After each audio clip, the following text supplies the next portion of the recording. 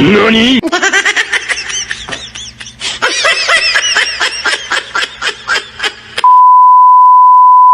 Hi mga B! It's me again, Chini! Ngayong araw nga ay medyo hindi maganda yung pakiramdam ko. Paano naman da kasi red days na tapos may hangover pa. Masakit kasi yung puson ko kagabi. Umiyak ako ng palihim. Ayun, namaga yung mata ko tuloy hindi pantay. Ayun nga, kaya naman ako nagkaroon ng hangover. Kasi nga nainom kami ng gin bilog nung hipag ko kasama yung pamangkin ko sa pinsan, si Colin. Maya-maya din naman wala na rin naman to. Kaya ayun, naboboring na ako dito sa lamesa kaya pumunta ako din sa tindahan ng nanay ko. At ayan, nandito na nga tayo sa tindahan ng nanay ko. Tinuruan ko ang mag-cellphone. Kung mapapansin nyo, napaka-aesthetic ng tindahan namin. Ganyan talaga. Ayaw din kasi ng nanay na basta-basta ka magtatapon. Halimbawa, ako, nakakita ko ng gamit na pantapon na para sa akin. Pero sa magulang ko, sa nanay ko, hindi pa pwede yung ganun. Kailangan may permiso, no? Kasi pagka hinanap niya yun, naku, yari talaga.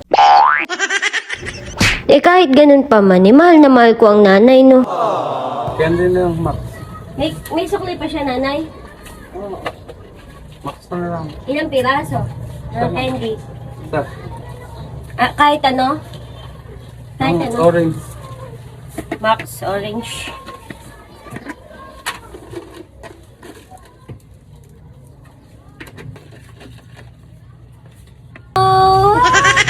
Sabi ko yan o. Ano?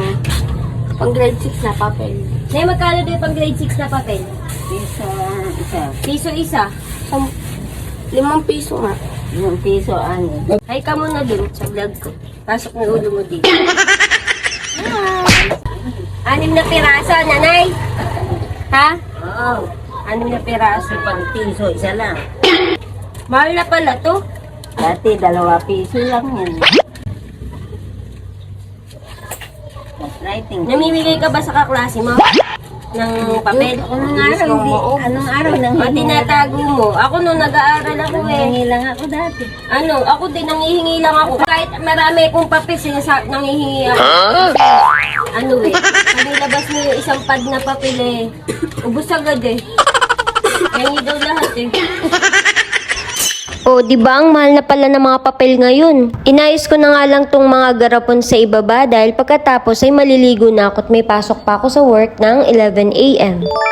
Ayan at maliligo na nga ako. Hindi pa naman ako masyadong late, gusto ko lang tumakbo. Pagdating ko nga dito sa work, nag-ayos lang ako tapos naglinis na rin ako. Nung time na yan, hindi na rin masyadong masakit yung puson ko. At halika, samahan niyo muna ako mamili din sa supermarket ng Pasador. Char, syempre napkin. Ayan nga pala ang palagi kong ginagamit, ang Charmy. Baka naman, Charmy. At syempre, bibili na din tayo nitong Betadine. Not sponsored, baka naman, Betadine. Magbabayad na nga sana ako kaya lang may naalala ko parang gusto kong magmerienda ng noodles. Kaya naman ayan at kumuha na nga ako ng isa at creamy seafood yung napili ko. Tapos sumabol pa nga ako nitong chocolate. Alam nyo B, pag napasyal po kayo dito sa Robinson Pulilan ay marami na rin po kayong pwedeng mabila ng pagkain.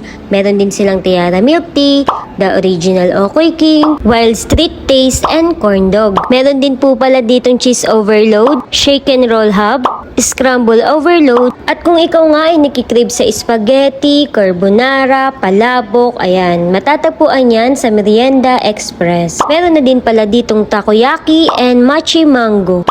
Ayan at for the lunch na nga ako. At bago matapos ang video na to ay pakipollow na rin po ang page ko para update po kayo sa lahat ng videos ko. Yun lang naman po. Salamat!